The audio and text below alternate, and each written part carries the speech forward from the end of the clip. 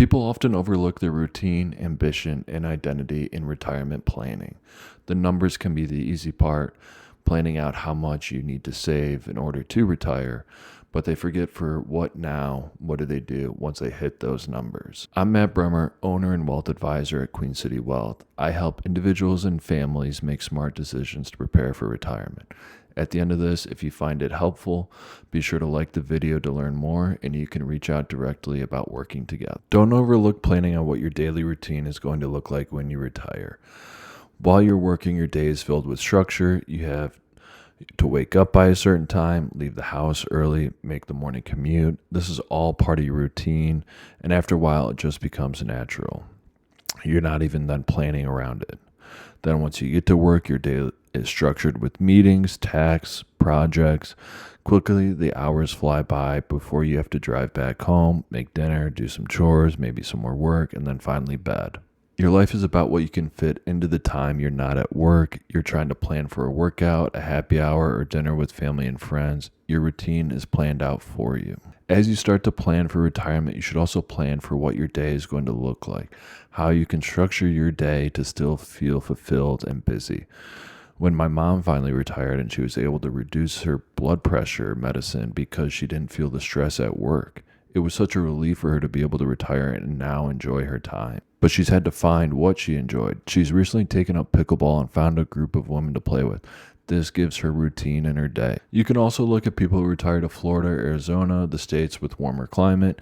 Gives people greater opportunity to get out and fill their time with the activities they enjoy, whether it be golfing or walking, hiking, traveling, or just exploring the town. Retiring can be freeing, but it's important in retirement to find out what you enjoy and how you can structure your life.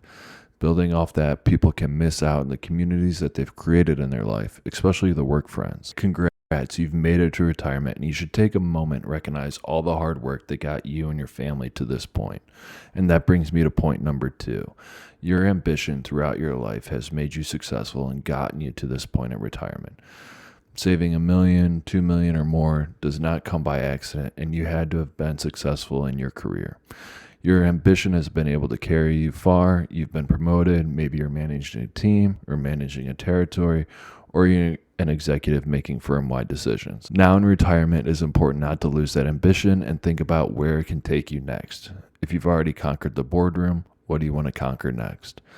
Because the competitiveness and ambition is going to drive the next phase of your life, but it doesn't have to be profit driven, but can be about passion projects, encore careers, or cultivating deeper personal aspirations. You can think about your ambition as an aspiration of what you hope to accomplish over the next couple of years. There are different avenues you can explore: professional pursuits or mentoring, engaging in advisory roles, freelance tasks, or starting a digital venture provides a way to maintain mental agility and purpose without the burden of a full-time schedule. Or maybe your pursuits are more educational and skill building. You might choose to devote your energy to mastering a new instrument, learning a foreign language, or finally diving into those academic subjects that your career path always kept on the back burner. There's also the possibility of exploring community impact and volunteering.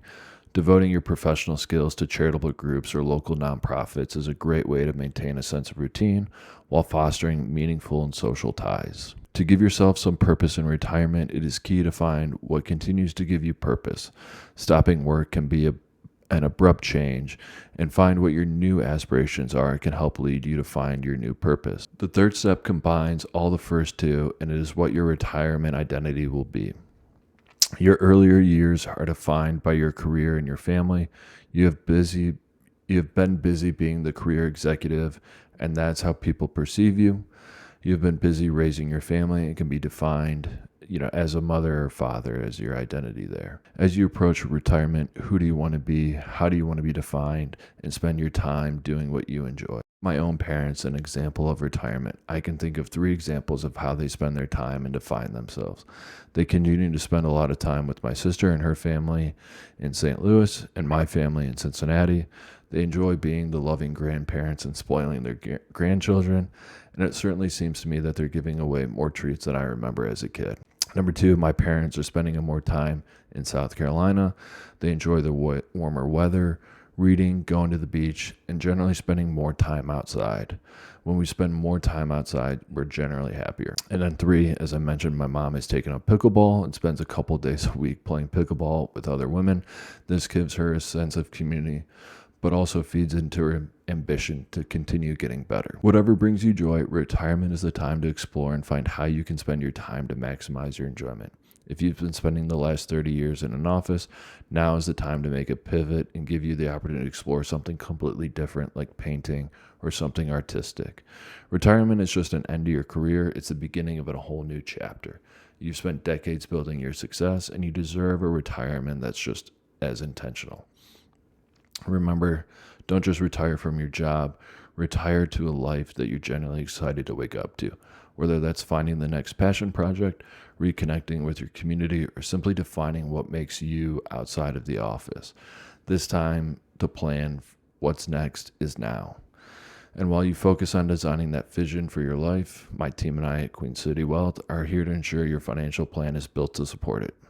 If you're ready to align your financial strategy with your new goals, reach out to us today to start the conversation.